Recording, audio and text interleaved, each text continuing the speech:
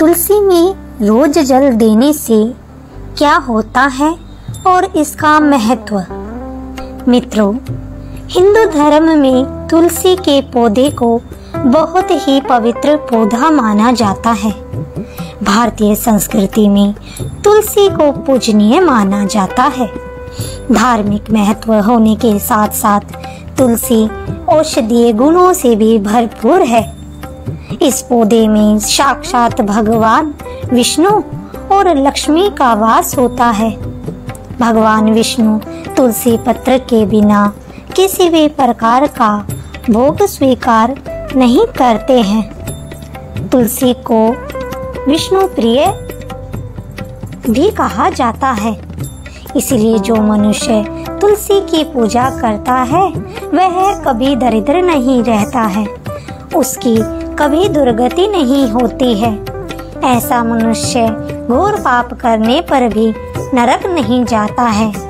तथा मान्यता यह भी है कि जब व्यक्ति की मौत हो जाती है तो गंगा जल में तुलसी मिलाकर उसके मुख में डालने से मृत आत्मा को शांति मिलती है। तो मित्रों, इतनी गुणकारी तुलसी को मात्र जल देने से क्या फल मिलता है, आइए जानते हैं इस महान कथा के माध्यम से। एक बार देवी सत्यभामा भगवान श्री कृष्ण से पूछती है, हे स्वामी, आप तो तीनों लोकों के स्वामी हैं, फिर भी आप इस तुलसी के पौधे की पूजा क्यों करते हैं? इसे नित्य जल चढ़ाते हैं। इस पौधे को जल चढ़ाने का महत्व जानना चाहती हूँ। तब भगवान श्री कृष्ण कहते हैं, हे देवी सत्यभामा, तुलसी साक्षात लक्ष्मी का ही रूप है। इसकी नित्य पूजा करने के करोड़ों फायदे हैं। इसे जल चढ़ाने मात्र से ही मनुष्य के करोड़ों पाप नष्ट हो जाते हैं। तुलसी को जल देने का महत्व बताने से पहले मैं तुम्हें एक अत्यंत प्राचीन कथा सुनाता हूँ।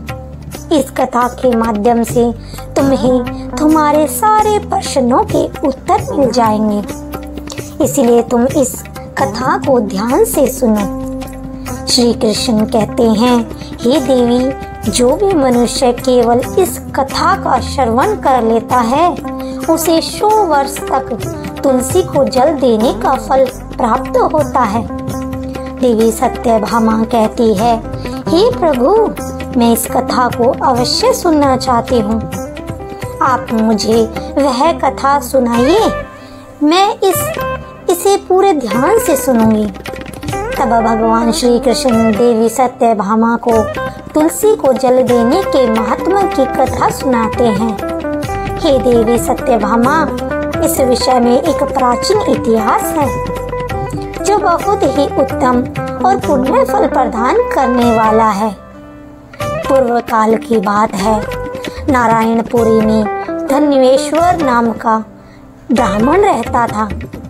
वह जन्म से तो ब्राह्मण था, किंतु वह कर्म से भ्रष्ट कपटी बुद्धि वाला था। कंबल तथा चमड़ा आदि बेचकर धन कमाने वाला तथा अत्यधिक झूठ बोलने वाला था। उसका मन हमेशा बुरे काम में करने में लगा रहता था। वह चोरी, वैश्या गमन तथा जुए में आसक्त रहता था। उसने अपने जीवन में कभी पुण्य के काम नहीं किए, शास्त्रों का अध्ययन नहीं किया, पूजा पाठ भी नहीं किया। सदैव अपना मन दूसरों के धन पर लगाकर रखता था। वह दिन में कमाता और रात्रि में वैश्याओं के साथ रात बिताता था। इस प्रकार से वह अत्यंत पापी धनेश्वर ब्राह्मण अपना जीवन केवल पाप करने में व्यतीत करता था। उसने अपने मुख से कभी भगवान विष्णु का नाम भी नहीं लिया और ना कभी देवी देवताओं का पूजन किया। इस प्रकार से पाप करते हुए उसे अनेक वर्ष बीत गए। फिर वह धनेश्वर ब्राह्मण खरीदी बिक्री करने के लिए महावीरपुरी में जा पहुंचता है। उस नगर के पास से नर्मदा नदी बहती है। उस स्थान पर उस नदी में स्नान करने के लिए दूर दूर से लोग आया करते हैं। फिर वह ब्राह्मण उसी नदी के किनारे एक आश्रम में ठहरता है। उस आश्रम में विद्वान ब्राह्मण पुराणों का पठन तथा भगवान विष्णु की स्तुति में मगन रहते थे। वह पाखंडी धनेश भी घूम करता हुआ वहीं पर उनके साथ रुक गया। उन विद्वान ब्राह्मणों के साथ रहकर उसे भी श्री हरि विष्णु के नाम सुनने का अवसर मिलता था। उस स्थान पर 1 महीने तक रुका। फिर वह वहां पर आए लोगों ने गायों का पूजन करके ब्राह्मणों को भोजन कराया, तो उस पापी ब्राह्मण ने भी उनके साथ बैठकर भोजन किया और भगवान का प्रसाद ग्रहण किया। वहीं पर उस आश्रम में एक तुलसी का पौधा था। वह ब्राह्मण जाने अनजाने में ही उस तुलसी के पौधे में पानी डालता था। उसके मन में कोई विचार नहीं था कि वह क्या कर रहा है। वह रोज सुबह उठकर पात्र में ही पानी लेकर तुलसी के पौधे में डालता रहता था। फिर एक दिन वह आश्रम में सोया हुआ था, तो उस स्थान पर एक सर्प आ गया। उस सर्प ने उसे नींद में काट लिया। उस पापी ब्राह्मण की नींद में मौत हो गई। सुबह जब अन्य ब्राह्मणों ने उसे बेहोश अवस्था में देखा, तो उन्होंने उसके मुख में तुलसी पत्र और तुलसी का जल डाल दिया। फिर सभी ब्राह्मणों को पता चला कि उसकी मृत्यु हो गई है। उस पापी ब्राह्मण की मृत्यु के बाद उस पर यम के दूत प्रकट हुए और उसे पकड़कर यमलोक ले जाने लगे। रास्ते में जाते हुए वह ब्राह्मण विलाप करने लगा और यमदूतों से कहने लगा, हे यमदूतों, मुझे कहाँ ले जा रहे हो? मेरी मृत्यु किस कारण से हुई है? तब यमदूत कहने लगे, अरे दुष्ट ब्राह्मण, तूने जन्म से लेकर मृत्यु तक बहुत पाप किए हैं। तेरे पापों के कारण ही तुझे एक काले सर्प ने काट लिया और तेरी मृत्यु हो गई। अब हम तुझे यमलोक लेकर जा रहे हैं। वहाँ पर यमराज तेरे पाप कर्मों का लेखा जोखा देखेंगे और निश्चित ही तुझे वे नरक में डालेंगे। फिर वह ब्राह्मण जोर जोर से विलाप करने लगा और उन यमदूतों से क्षमा याचना करने लगा, किंतु यम के दूतों को उस पर जरा सी भी दया नहीं आई और वे उसे पीटते हुए यमलोक ले गए। जब यम के दूत उस ब्राह्मण को लेकर यमराज के सामने पहुंच गए, तो यमराज के पास बैठे हुए चित्रगुप्त ने उस ब्राह्मण के जन्म से लेकर मृत्यु तक के कर्मों का लेखा जोखा निकाला और यमराज से कहने लगा, हे यमराज, इस ब्राह्मण ने न तो बचपन से लेकर मृत्यु तक पाप ही पाप किए हैं। इसने कोई पुण्य का काम नहीं किया है। यह तो मूर्तिमान पापी है। इसे कल्प भर के लिए नरक में डाल दिया जाए।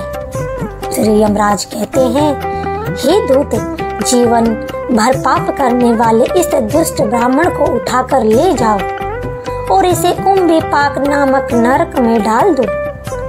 यमराज के आदेश का पालन करते हुए वे यम के दूत हंसते हुए उस पापी ब्राह्मण को लेकर चले गए और उससे पीटने लगे, जिससे उस ब्राह्मण का मस्तक टूट गया और वे उसे कुंभीपाक नामक नरक में ले गए।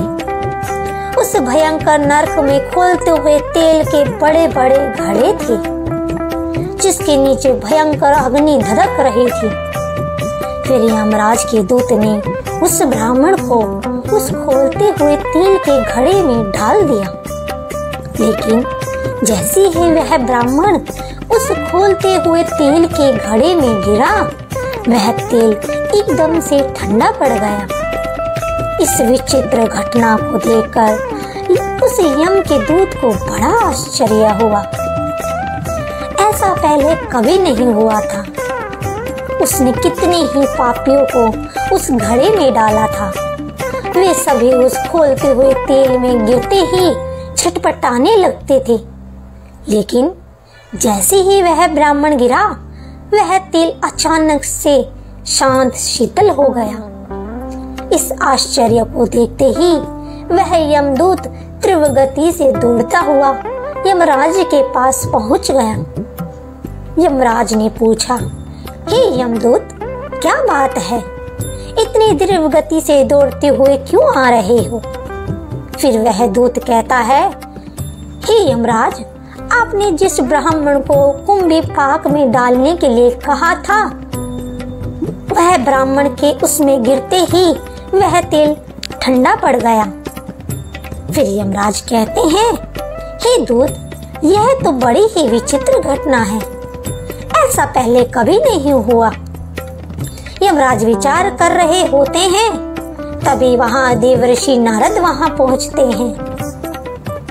यमराज देवर्षि नारद को देखकर प्रसन्न हो जाते हैं और उन्हें प्रणाम करते हैं और उनसे कहते हैं, हे देवर्षि नारद, आप सही वक्त पर आए हैं।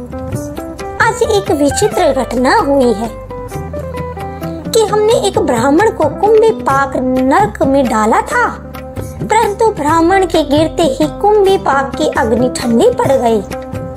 फिर देवर्षि नारद कहते हैं, हे यमराज, आपने जिस ब्राह्मण को कुंभी पाक नरक में डाला है, वह उसमें डालने लायक नहीं है, क्योंकि उस ब्राह्मण के द्वारा अनजाने में ही ऐसा कर्म हो गया है जो नरक का नाश करने वाला है। जो मनुष्य पुण्य करने वाले लोगों के साथ रहता है, उसे उसके पुण्य का भाग अवश्य मिलता है। और ये ब्राह्मण तो 1 महीने तक विष्णु के भक्तों के साथ रहा है। इस ब्राह्मण ने आश्रम में रहते हुए नित्य तुलसी को जल अर्पण किया है, इसलिए यह बहुत पुण्यवान बन गया है। इसके समस्त पाप नष्ट हो गए हैं। ये ब्राह्मण अब विष्णु लोक जाने के अधिकारी बन गया है। इस ब्राह्मण ने अनजाने में ही इतना पुण्य कमाया है जो जन्म जन्मांतरों में मनुष्य को प्राप्त नहीं होता है। इसलिए आप इसको नरक में न पकाओ। इस ब्राह्मण के पापों के लिए इसे केवल इतना दंड दो कि इसे नरक लोक का दर्शन कराओ। देवर्षि की बात सुनकर यमराज अत्यंत प्रसन्न होते हैं और ब्राह्मण को कुंभी पाक नरक में से निकाल कर लाते हैं और अपने दूतों से कहते हैं, हे दूत, इस ब्राह्मण आत्मा को ले जाओ और संपूर्ण नरकों का दर्शन कराओ। फिर यम के दूत उस ब्राह्मण को ले जाते हैं और संपूर्ण नरकों का दर्शन कराने लगते हैं। भगवान श्री कृष्ण कहते हैं, हे देवी सत्यभामा, इस प्रकार यम के दूत उस ब्राह्मण को संपूर्ण नरकों का दर्शन कराते हैं और यश लोक में ले जाते हैं और फिर वह ब्राह्मण एक यश बन जाता है। श्री कृष्ण कहते हैं, हे देवी, मैं वनस्पतियों में मुझे तुलसी प्रिय है, मास में कार्तिक मास, तिथि में एकादशी और क्षेत्र में मुझे द्वारका प्रिय है। इसलिए जो मनुष्य नित्य तुलसी की पूजा करता है, तुलसी को जल देता है, वह मुझे सबसे अधिक प्रिय है। उस मनुष्य की कभी दुर्गति नहीं होती है, वह कभी नरक में नहीं गिरता है। जिन घरों में तुलसी का पौधा सदैव ही हरा भरा रहता है, उस घर में समृद्धि बनी रहती है। भगवान विष्णु की पूजा में और उन्हें चढ़ाए जाने वाले भोग में तुलसी के पत्र अवश्य होने चाहिए, क्योंकि तुलसी के पत्र के बिना भगवान विष्णु किसी भी प्रकार का भोग स्वीकार नहीं करते हैं। इसलिए प्रत्येक घर में तुलसी का पौधा अवश्य होना चाहिए। अगर आपके घर में तुलसी है तो सुख, शांति और समृद्धि के लिए तुलसी को चुनरी अवश्य चढ़ानी चाहिए। हमेशा ध्यान रहे कि तुलसी का पौधा चुनरी के बिना अधूरा होता है। तुलसी के पौधे के पास अपने मुख से अपशब्द नहीं बोलने चाहिए। तुलसी के पास भूल से भी जूते चप्पल अथवा झाड़ू पोछा नहीं रखना चाहिए। इसे शुभ नहीं माना जाता है। जहाँ पर तुलसी का पौधा हो उस स्थान के आसपास थूकने से घोर अनर्थ होता है। तुलसी के पास जल से भरा हुआ पात्र भी नहीं रखना चाहिए। तुलसी के पौधे के पास दीपक जलाने के बाद दीपक को वहां से हटा देना चाहिए, क्योंकि तुलसी के नीचे बुझा हुआ दीपक रखना अशुभ माना जाता है। तुलसी के पौधे के पास कपड़े भी नहीं सुखाने चाहिए, अन्यथा कपड़ों से गंदा पानी तुलसी के पौधे पर गिर सकता है। जिस स्थान पर भी तुलसी का पौधा होता है उस स्थान को हमेशा ही स्वस्थ रखना चाहिए।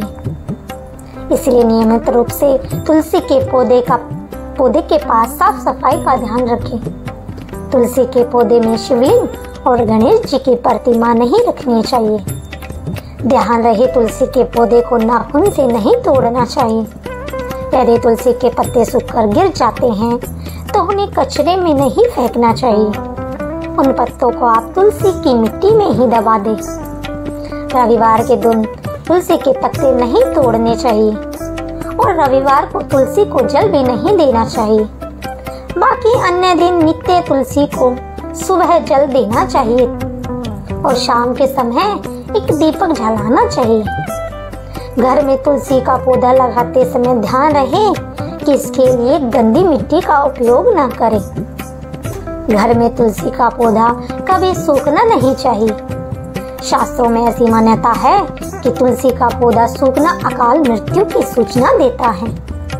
घर में तुलसी का पौधा सूख जाए तो घर की सुख समृद्धि खत्म हो जाती है। सूखी हुई तुलसी में माँ लक्ष्मी का वास नहीं होता है। शास्त्रों के अनुसार मासिक धर्म के दौरान महिलाओं को तुलसी के पौधे में पानी नहीं डालना चाहिए और तुलसी को स्पर्श करना भी वर्जित है। तुलसी को बिना स्नान किए जल नहीं देना चाहिए और पैरों में चप्पल आदि पहनकर भी तुलसी को जल न दे। तुलसी को जल देते समय ध्यान रहे कि वह जल आपके पैरों पर ना पड़े, इससे तुलसी का अपमान होता है। श्री कृष्ण कहते हैं, नित्य जल तुलसी के दर्शन से मनुष्य को स्वर्ग की प्राप्ति होती है और तुलसी पत्र के सेवन से उसके